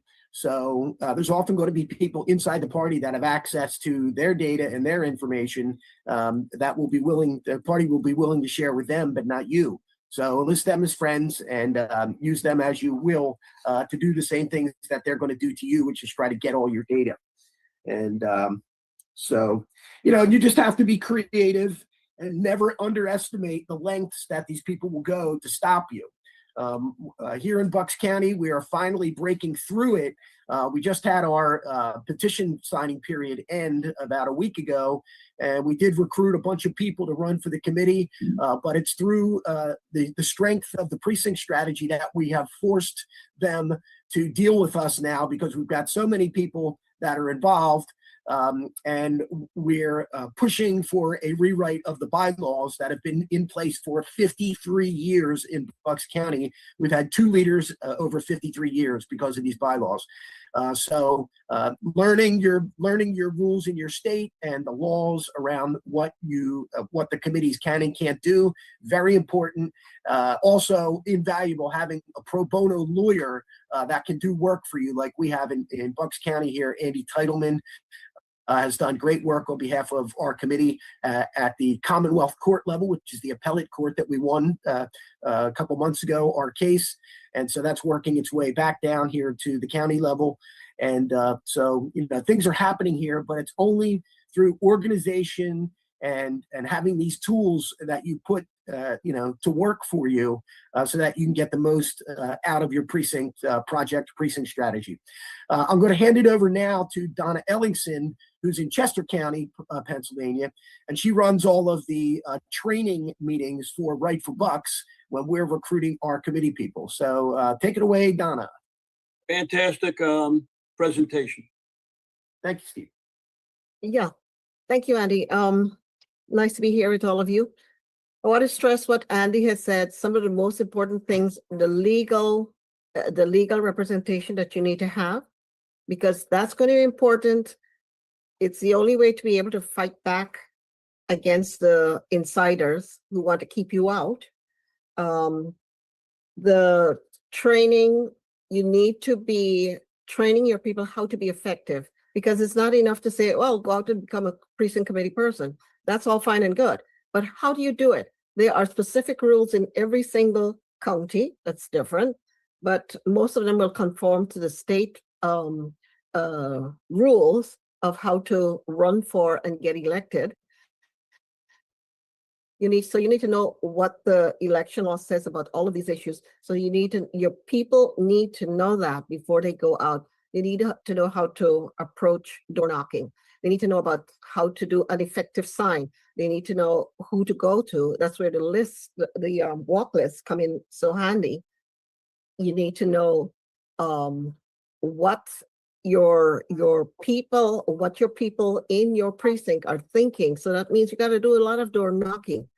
No matter what they say, everybody says, oh no, door knocking is so passe. Oh, we got social media, we got texts and stuff like that. That's all fine and good, but those are secondary to door knocking, which has been proven time and time again that you need to train your people on how to effectively reach out to others and bring them over to your side.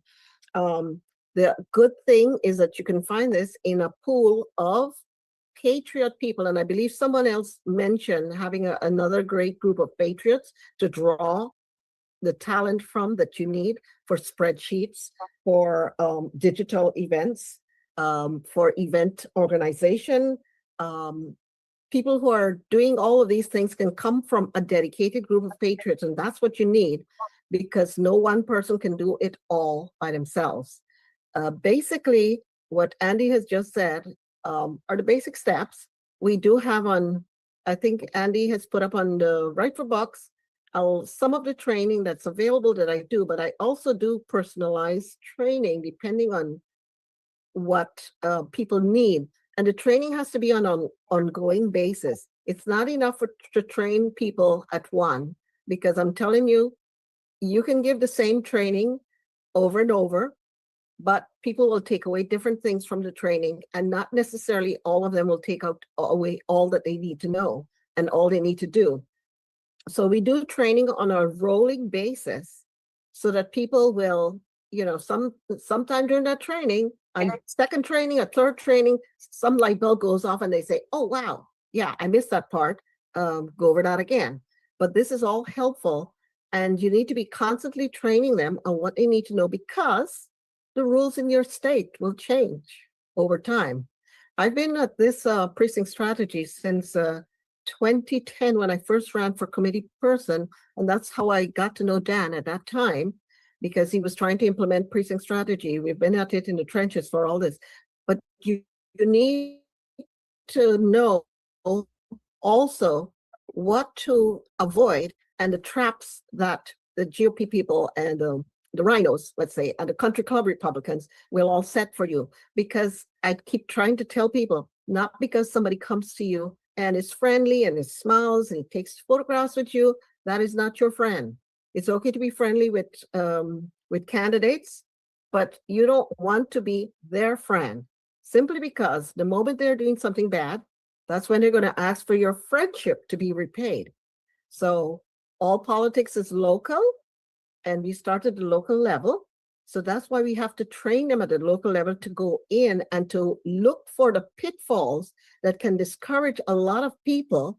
So for example, what Robin says, you got to stay in the game in order to win the game, because they're going to just sit there and wait you out and hope you go away and shut up. So don't let that get you, but so a great patriot group like the one Andy has assembled in Bucks County is the reason why we are having so much success with the lawsuits, with the attacking the establishment creatures who are trying to pull us back down. Did I forget anything, Andy? No, I think that's it, Donna. Anybody who's curious, you can just poke around on our website at rightforbucks.com. You can see the resources tab, the things that we've posted up there, the GOP bylaws web page, the calendar, et cetera, et cetera. We've got a mission statement on there, so feel free to steal it and use it for yourself. And if we can help in any way, let us know. Yes, feel free to reach out. Thank you very much. And anybody that wants to see this again, go to Stern American Rumble. It'll be posted as soon as we're finished, and you can scroll through it and see anybody. We'll get clips out also, and we'll make sure everybody sees it. So our last group is probably one of the most important. I've worked with them for the last 3 or 4 years. Steve Gillen, Sue Hansen, and Patrick Weiner from Projects Civica in New York. I don't know if the whole trio will come down, but come on up. Steve is one of the guys in charge that I've worked with for a long time. Is that Steve or me that you wanted to call up?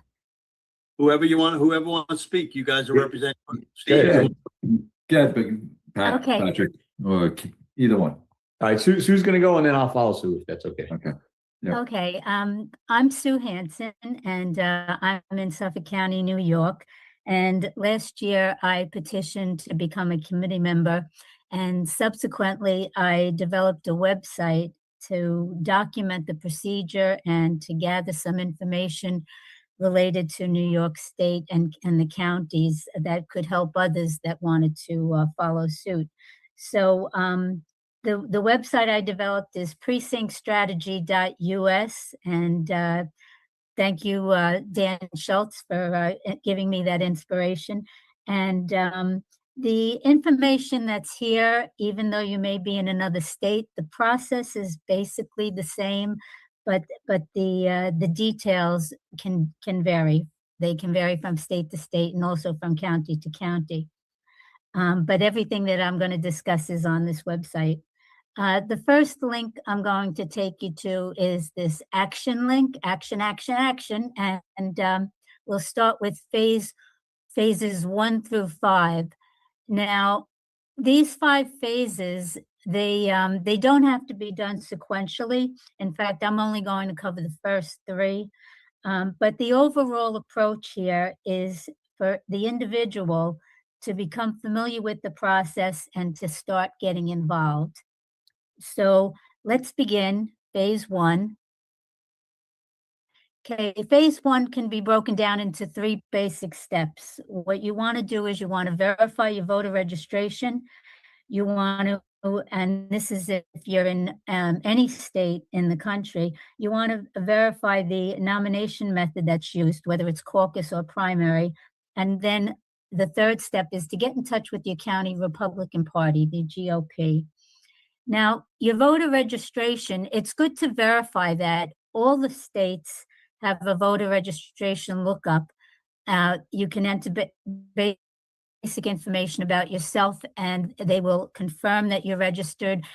And also, it will help you to identify the election district or precinct that you reside in. And that's going to be important because that's hopefully going to be the area that you're going to represent. And this is a link on the National Association of Secretaries of State. They let you pick from a drop down what state you live in, and then they bring you directly to that voter lookup page where you can verify your registration information. Okay, then we have what's known as the state nomination method.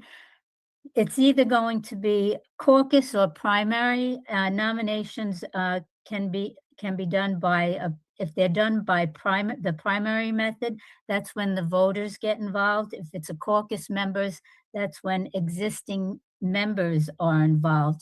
Most of the states throughout the country are primary, but there's a link here if you want to check it out. It identifies the handful of states that still use the caucus method.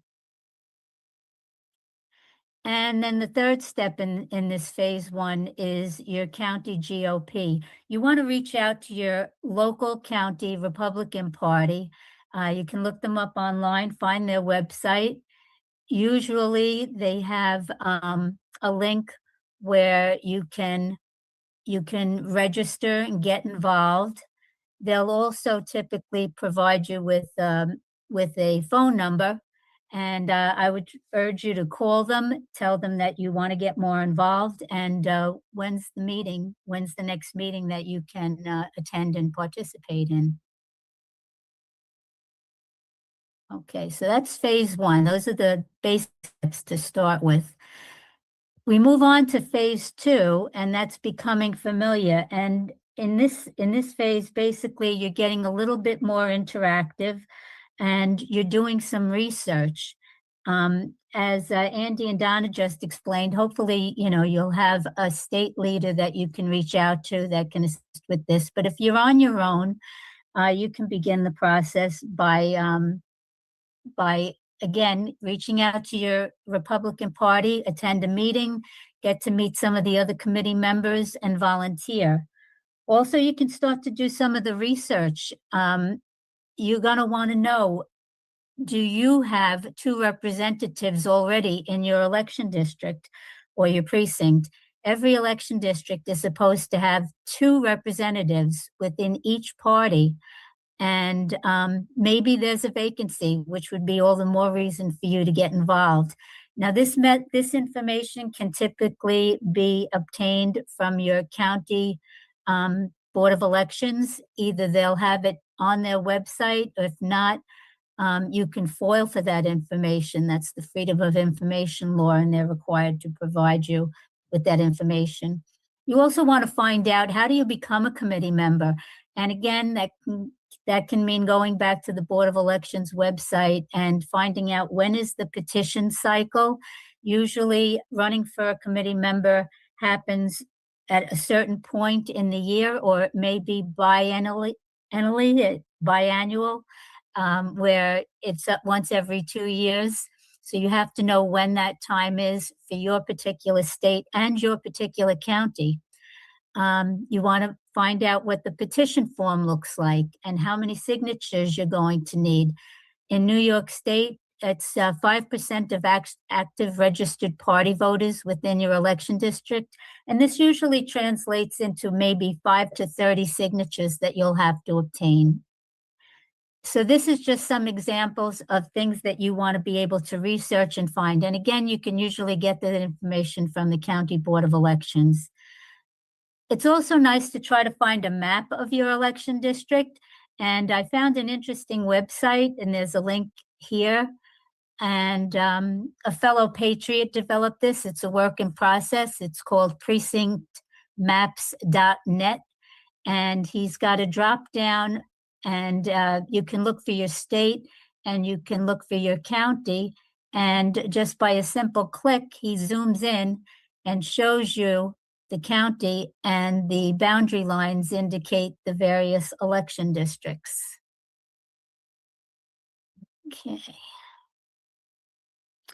Okay, the third phase is the petition itself. Okay, there'll come a point in time when the petition cycle begins. It usually lasts about a month that you have to gather information, and you want to again know how many signatures you need to collect. It's very helpful if you could prepare a script ahead of time. This way, when you knock on somebody's door, that you can introduce yourself properly and explain that you're a neighbor, you live in the same election district, and you'd like to represent your district within the county Republican Party. And hopefully they'll sign. And it's also good to have a handout if you can put one together. This is the handout that I used. And it's just a one-page document that includes some basic information about what committee membership is, because many people don't even know about this process, which is a big problem. So that's very helpful information to have. Oops. And there we have, that's the America sweatshirt that Steve Stern has on his website, the flag shirt website. And that's pretty much all that I have to share for today. Again, this information that I've shared is on precinctstrategy.us. Oh, one last thing. Once you've submitted your petition, be sure to follow up with the Board of Elections. Make sure that they have processed it. They're supposed to process it within 2 days and get back to you. You can call them. You can see if anybody's had any objections, or if there are other candidates that have also submitted petitions. And if there are 2 or less petitioners for a particular election district or precinct and they're valid, then you would automatically become a committee member as uncontested. So that's essentially the process. Again, it can vary slightly from state to state. But this is the way that you take back your country. You do it by taking back your party. It's not a spectator sport. You have to get directly involved. So good luck. Thank you. Great. Steve, you want to get on, or Patrick? Patrick, let Patrick go first. Okay. All right. Real quick, I know we're running out of time, but that was a good presentation. The only thing I wanted to say was the very first thing you need to do is just start at the beginning and volunteer. There's a couple ways you can do that. You can volunteer with the party. All the parties have web pages, and they always have a contact link on there. You put your name, your email, phone number, and some information. And if they get back to you, you're lucky. They have that with the county GOP and the town GOP here in Suffolk County. Another way to volunteer, though, is we volunteer for Project Civica. Project Civica is it's an organization that we have several different initiatives, a local coalition building initiative, data research, political strategy. Steve Gillen is in charge of that, trying to get candidates to run for state offices, civic education, precinct strategy. Those two are kind of linked together. And we have some legislative initiatives. When it comes to volunteering, though, precinct strategy and being a committeeman involves connecting with voters. Donna, on one of the previous people that spoke on here, talked about connecting with people right outside your front door. That's all this is. Social media is good for this broad span of people, but what an election district is, or a precinct in many of the states is what they call it, is connecting with voters in a precinct or an election district. These people are your neighbors, or they live right up the block from your house. What we're doing right now in New York State is we're petitioning for signatures until April 2nd. What I do is I take these walking lists that Sue was talking about. This is a walking list right here that I use in my election district, and I have demographic information, names, registered party, and address. And I go to people and I say, I'm petitioning for committee. so-and-so in Congressional District 1 is running for office, and we get signatures. What I also do, though, is I'll bring them information from Project Civica, like that flyer Stu was just talking about, like this. I'll hand them this palm card. It has our information on it. It has our website, which is projectcivica.org. And I'll tell them, join us on our Thursday night meetings at 7:30. We have one tonight. I also hand them a local venue, Steve talked about, is the America First Warehouse. That's Joe the Box's place, that supports a lot of what we do. So in this way, these initiatives that Project Civica has allows us to connect with voters even when we're not petitioning for signatures, like you would do if you were petitioning for committee. A lot of people don't understand the committee process right up front. As that woman Donna was saying, you have to go through a couple iterations where people start to pick up the information. In this way, the very first process is connecting with the voters. If you have an initiative that's not necessarily connected to the precinct strategy, but connects with voters, that's the first process, because you start to build a rapport with voters in these election districts. Later on, when you go to petition for committee, to become a committee person, these people already know you. You've connected with them 3, 4, 5 times. And that's a valuable part of this.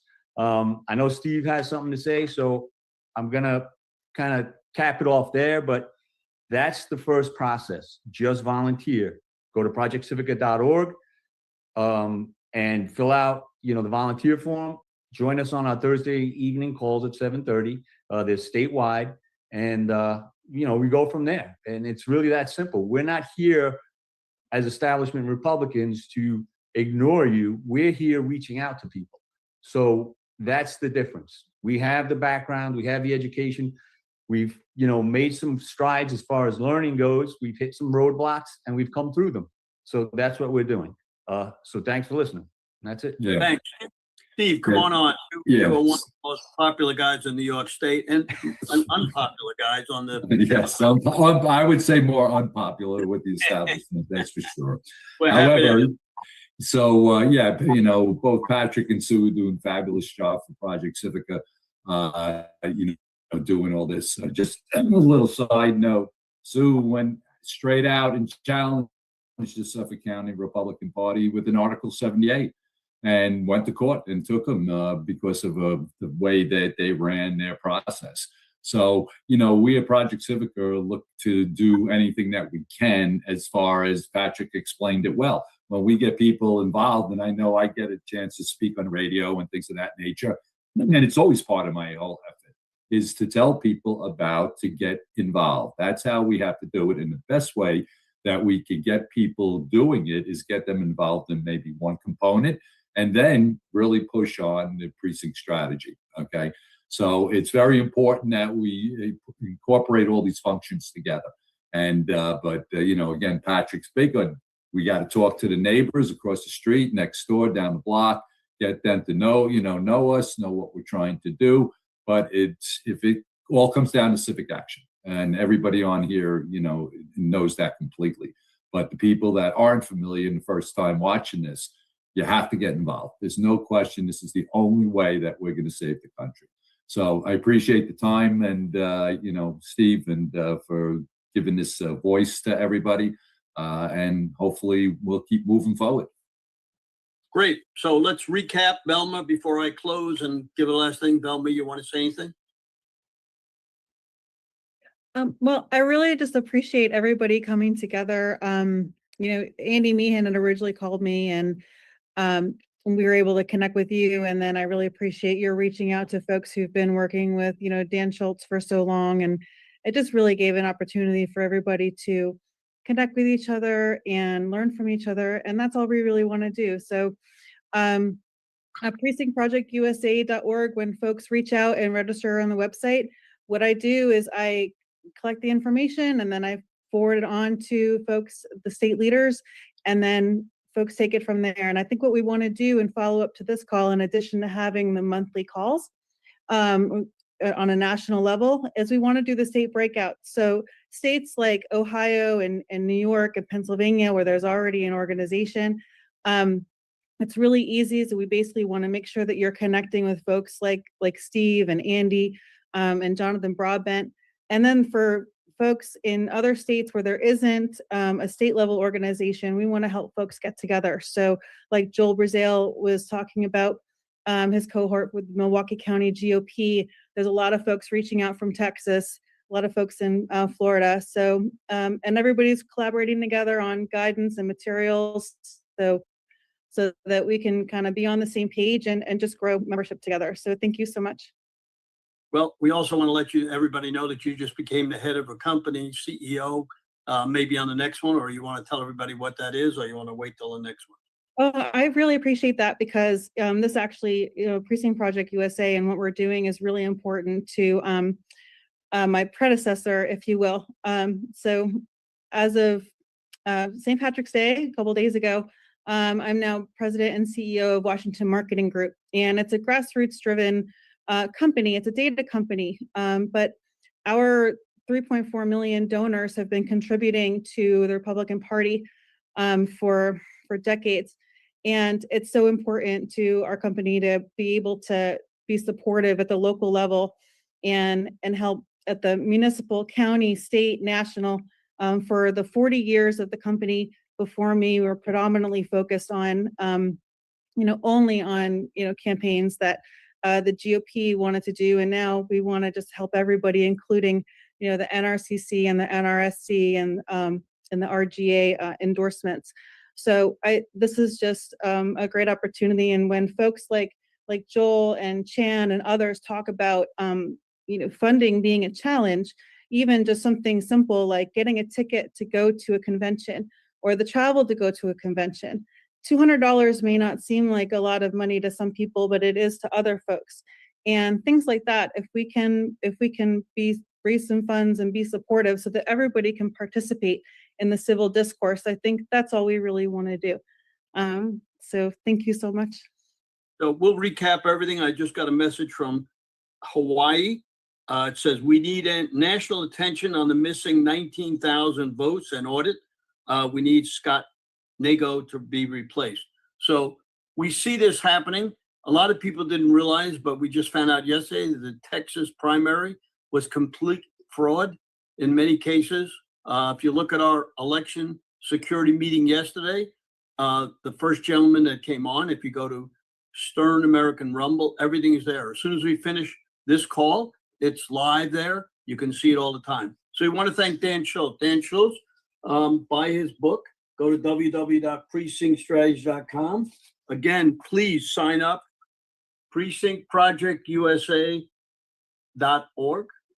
Very important because that's the way we get names, numbers, so we can email you for the next time we have it.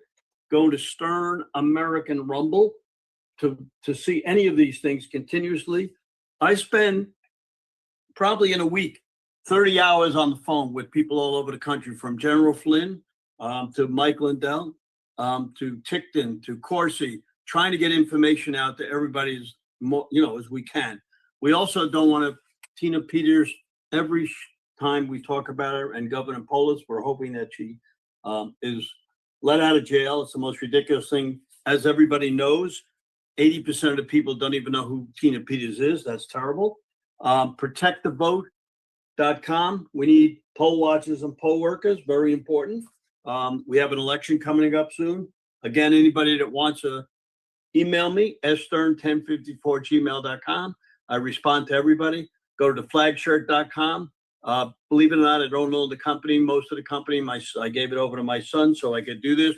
We have 8 grandchildren. We want to make sure what's going on. Now, as far as this is a precinct project thing, but I got to tell you, election security, we are finding more fraud than ever before. If you think there was fraud before, there's more fraud now. We got the machines. We got to get rid of machines. We got to get one-day voting, no illegal aliens. Can you imagine all these things that happened for the Democrats? If the Democrats didn't have all this stuff, we would wipe the heck out of them. And we need to fight more. The SAVE Act, everybody's got to call their senators. Come on. I mean, it takes 2 minutes. Call your senator, tell them to pass this act. Call the Democrats. A lot of people didn't realize, why are we calling the Republicans? We know the Republicans are going to vote for it. How about if we call the Democrats and tell them to vote for this act so that no illegal aliens can vote? This is the most ridiculous thing that I've ever seen in my life. Great presentations, everybody. Thank everybody for coming on. We'll have another one, I guess, in a month. And if anybody would like to speak on it, please get a hold of Velma, myself. This is a great thing to get people out there to communicate. Anybody that would like to get on any of our podcasters, let me know, and I will glad to put their message to them, to all our podcasters. Getting the message out through these podcasts is very important. One of the things that I've asked Gerald Flynn to do, contact President Trump and ask him for two things. One, to get on podcasters rather than Fox and Newsmax, because the people that are watching Fox and Newsmax are not the people we got to get to. And two, to get a couple of people in the administration to listen to the grassroots. So anybody that has suggestions from today, please email me or email Velma. Put your name up there. Very important. Thank you all for coming on today and have a good weekend. Take care. Thank you. Thank you, Steve. You got it. Thanks, Steve. All right. Action, action, action. Great work, Velma.